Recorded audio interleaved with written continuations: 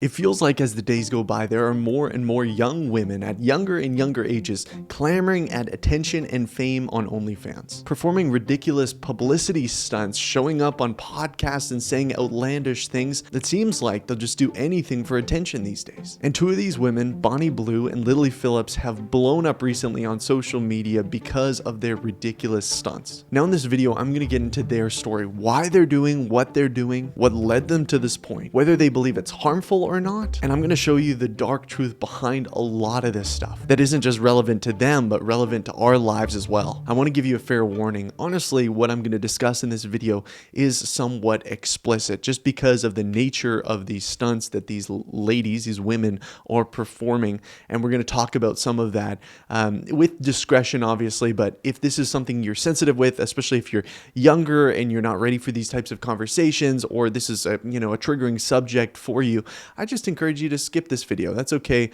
No worries. I'm not offended. But if this is okay for you, I really do believe that this video will be beneficial for you as we learn how to respond to stuff like this. Before we get back in the video, the truth is pornography is such an easy pit to fall into, but once you fall into it, it feels almost impossible sometimes to pull yourself out. The temptation and urges just don't feel like they go away sometimes. And that's exactly why you need accountability. Covenant Eyes is an accountability software that will send a monthly report of your internet usage to someone in your life to help keep you accountable. If you click the link in my description, you can get 30 days free. If it doesn't help you, then you can cancel it. This is a no-brainer. It's helped thousands of people, and by clicking and supporting, you also support the ministry as well because it's an affiliate link. Thanks guys. Now let's get back in the video. I mentioned at the beginning that we're going to be honing into two people particularly. The first one is Lily Phillips. She is a 23-year-old OnlyFans star, and she kind of rose to fame from what I can see based on her stunt of sleeping with 100 guys. I'm Lily Phillips, and today I'm getting ran through by 100 guys.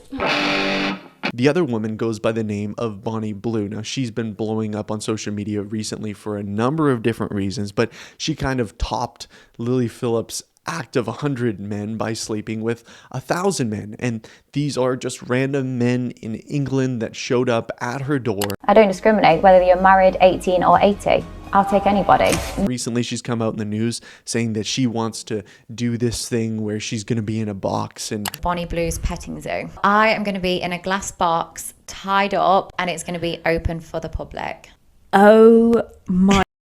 Get me in the box, but people can join. It's honestly really disturbing stuff. Now, there's this young woman, Nala Ray. She used to be an OnlyFans star. She recently became a Christian, and she did this, the circuit of a lot of different Christian podcasts. And she would talk about how she would go on these different podcasts when she was a non-Christian OnlyFans star in order to say these ridiculously outlandish sexual things in order to get more signups, in order to get more attention. And I think this is exactly what's going on with these other women. They're doing these stunts to garner attention, to garner popularity, to garner some sense of fame or attention or affection, and also money. For you watching this video, it probably doesn't take you very much to see this as harmful, toxic, sinful, wicked, wrong, destructive, all of those things. But this video goes deeper than that. You see, I saw a video of Lily Phillips being interviewed by the BBC about kind of her origin story, and I found it really fascinating because obviously not just Christians are asking, but non-Christians are asking, like, how did you end up like this? Like, what happened in your life? What trauma occurred? And you'll see in this interview how she desperately tries to paint this picture of, normalcy. No, I had a great mom and dad and nothing happened because there's no trauma because there's nothing wrong with what I'm doing. It's normal. It's fine. It's okay.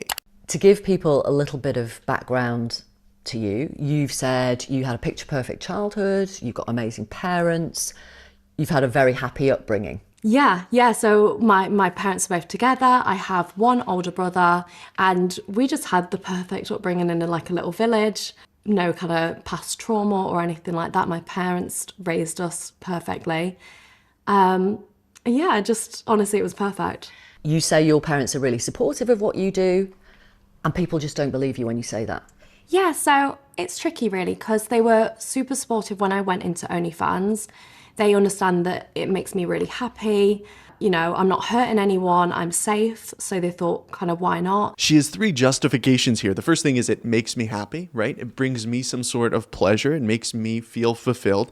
The other thing is it's not hurting anyone and it's safe. Are those things true? Well, it might bring her happiness. That's fair. But ultimately, I don't believe that it's really scratching that itch, because she has to go further and further. And you see this not only in OnlyFans or in pornography, but pornography addiction, somebody that's, addicted to watching this stuff. You got to go further and further. And sure, it gives you a certain sense of maybe happiness or pleasure, but it never scratches that itch. The other piece is that it's not hurting anyone. It's not hurting anybody.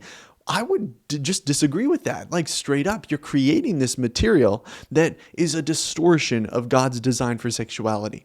In the Bible, it says that man shall leave his father and his mother and become one flesh with his wife. Sex is designed to be in the context of this one flesh union. But what pornography, OnlyFans, all this sexual destructiveness does is it perverts it, it twists it, it distorts it. And is it safe? Well, it's not safe for the person watching. It's destroying their soul. And it's destroying your soul. 1 Corinthians 6:18 says, flee from sexual immorality. Every other sin a person commits is outside the body, but the sexually immoral person sins against their own body. So, in fact, it's not safe at all. It's so harmful for yourself. It was only till I took things to the next level and started doing more porn and these kind of events that's when they don't quite support me doing these events, but they support me and they'll always love me and have my back. That's kind of how I describe it. I just honestly can't imagine being this woman's parents, like the father. Like, where was he? I don't think there's any doubt that he failed in this occasion. We as men are called to show our daughters love and grace and compassion and care and nurture them and give them that understanding of what it looks like to have that first male relationship. But this kind of weird support isn't uncommon, at least from what it seems. Going back to Nala Ray in the interviews that I've seen, she mentioned how her dad was almost profiting off of her OnlyFans. How destructive and twisted is this? And when you say they don't support you doing these events, what events are you talking about? So I do big sex events where the members of public can come to and join in. So I have sex with quite a lot of gentlemen or women. And yeah, these events for all ages above 18, for anyone to kind of show up.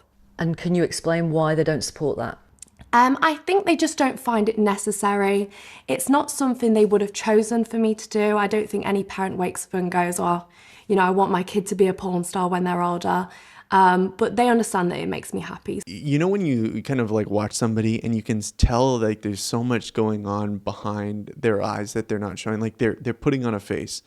And I just get that so clearly here. Even as she's talking about it makes me happy and all this stuff, I'm like, the amount of brokenness and numbness that's behind this, and we'll talk about this more, that's behind this young woman, it just makes me sad. It just makes me sad. And I know she's not innocent in this. I know she's harming people too with what she's doing in her actions, and I'm not trying to paint her as just the victim primarily, but it's just really tragic. And I could imagine being in her situation now. She's like, I've gone this far, why not go farther? I mean, I think about the prodigal son, right? And he wastes kind of all of his father's inheritance, and he's eating with the pigs, right?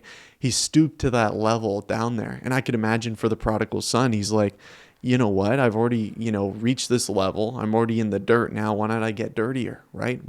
Who could accept me? Who could want me after this?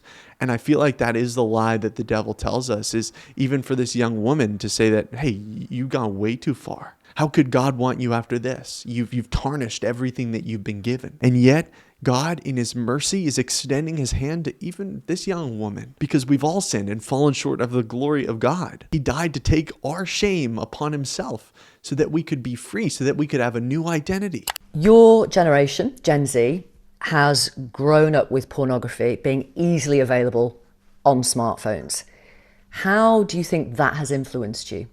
Honestly, I probably watched pornography first when I was maybe 11. Guys, that is insane, but it's not uncommon. That's the thing that I'm recognizing more and more, is that, and she'll talk about this, I think, in a second, where it has been so normalized that children are exposed to this.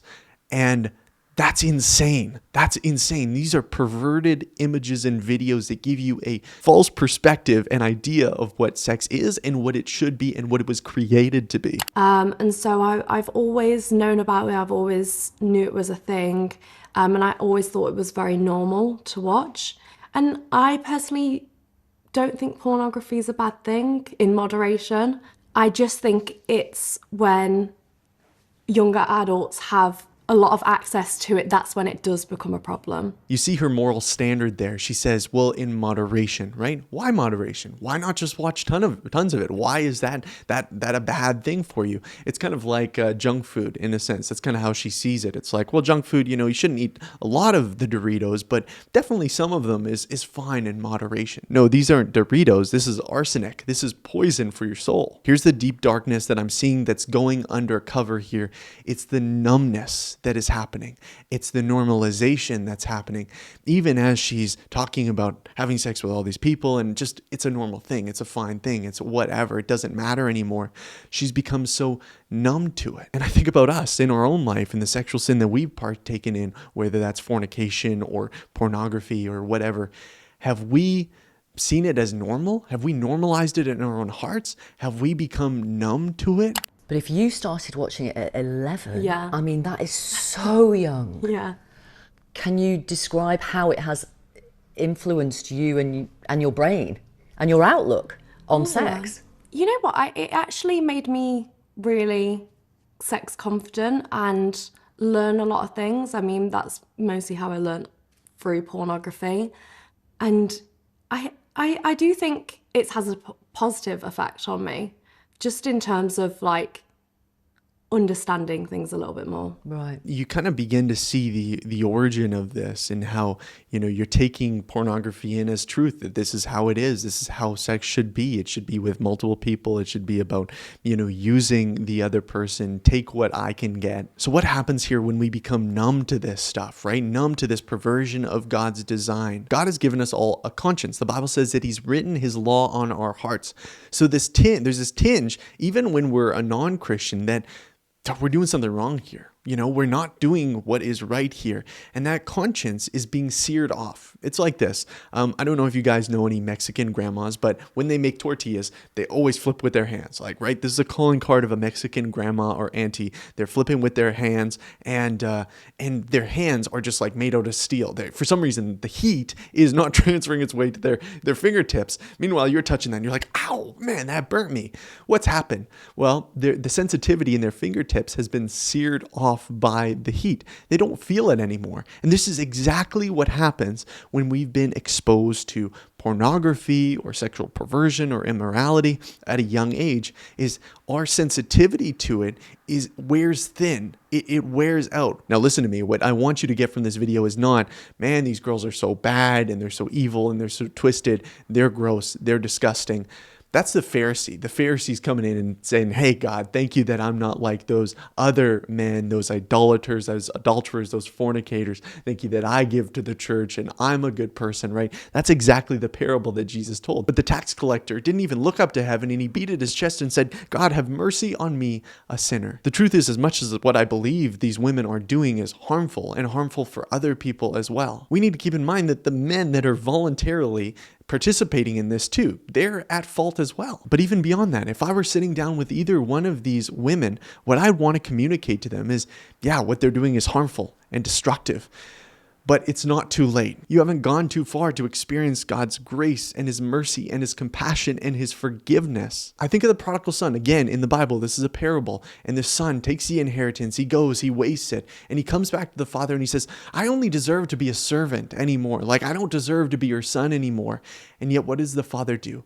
He welcomes him as a son, not because he deserves it, but because of his grace and his mercy and his compassion. We try so hard to fill parts of ourselves that only God can fill. We try to fill it with sex, with relationships, with idols, with addictions, with pornography, with all those things.